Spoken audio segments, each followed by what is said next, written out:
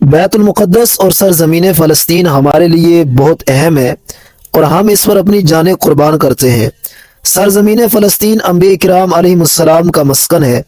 حضرت ابراہیم علیہ السلام نے فلسطین کی طرف ہجرت فرمائی۔ اللہ تعالیٰ نے قوم لوط پر جب عذاب نازل کیا تو حضرت لوط علیہ السلام کو اسی جانب نجات عطا فرمائی۔ حضرت داؤد علیہ السلام نے اسی سرزمین پر سکونت اختیار کیے رکھی۔ حضرت سلیمان علیہ السلام اسی ملک میں بیٹھ کر ساری دنیا پر حکومت کیا کرتے تھے۔ حضرت زکریا علیہ السلام کا محراب بھی اسی شہر میں ہے۔ حضرت موسیٰ علیہ السلام نے اسی ملک کے بارے میں اپنے ساتھیوں سے فرمایا تھا کہ اس مقدس شہر میں داخل ہو جاؤ۔ اس شہر میں کئی معجزات وقوع پذیر ہو چکے ہیں، جن میں سے ایک کنواری بی بی حضرت مریم علیہ السلام کے بطن سے حضرت عیسیٰ علیہ السلام کی ولادت مبارک ہوئی۔ حضرت عیسیٰ علیہ السلام کو اسی شہر سے آسمان پر اٹھایا گیا۔ حضرت عیسیٰ علیہ السلام قیامت کو یہاں ہی اتریں گے اور اسی شہر کے مقام باب لد پر دجال کو قتل کریں گے۔ تحقیق کی کتابوں میں یہ بھی کہا جاتا ہے کہ یہی سرزمین فلسطین ارض معشر ہوگا۔ اسی شہر سے یاجوج و ماجوج کا زمین میں قتال اور فساد شروع ہوگا۔ اس شہر میں ایک قصہ طالوت اور جالوت کا بھی ہے۔ بیت المقدس مسلمانوں کا قبلہ اول بھی ہے۔ معراج پر جانے سے پہلے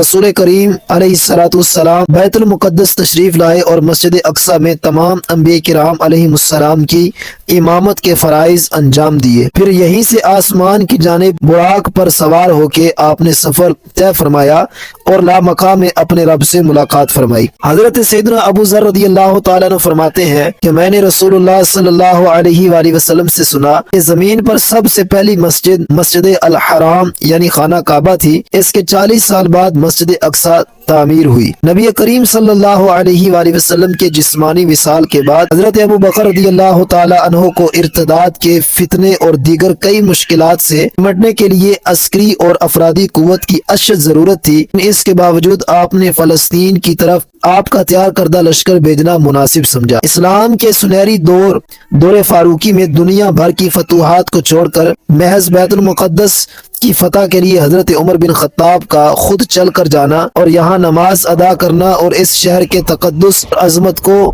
مزید اجاگر کرتا ہے۔ دوسری بار معراج کی رات بروز جمعہ 27 رجب 583 ہجری کو مسلمانوں کے سپہ سالار صلاح الدین ایوبی کے ہاتھوں اس شہر کا دوبارہ فتح ہونا بھی ایک نشانی ہے۔ اس بیت المقدس کے لیے اگر تاریخ کا مطالعہ کیا جائے تو کئی قربانیاں پیش کی گئیں۔ اس شہر کے حصول اور اسے رومیوں کے جبر و استبداد سے بچانے کے لیے 5000 صحابہ کرام علیہ رضوان نے جام شہادت نوش کیا اور شہادت کا باب آج بھی بند نہیں ہوا۔ یہ شہر اس طرح شہیدوں کا شہر بھی کہلاتا ہے۔ مسجد اقصی اور بلاد شام کی اہمیت بالکل حرمین شریفین جیسی ہے۔ مسجد اقصی کی عظمت کا اندازہ اس بات سے بھی لگایا جا سکتا ہے کہ یہاں پڑھی جانے والی ہر نماز کا ثواب 500 گنا زیادہ ہے۔ یاد رہے یہودی صرف حضرت موسیٰ اور حضرت یعقوب کو مانتے ہیں، عیسائی صرف حضرت عیسیٰ پر ایمان لاتے ہیں، لیکن مسلمان حضرت موسیٰ، حضرت یعقوب، حضرت عیسیٰ سمیت تمام انبیاء کرام علیہ السلام اور ان پر نازل ہونے والی مقدس کتابوں پر پختہ ایمان رکھتے ہیں، اور ہر نبی کی عزت اور تکریم مسلمانوں کے ایمان کا اہم جزو ہے۔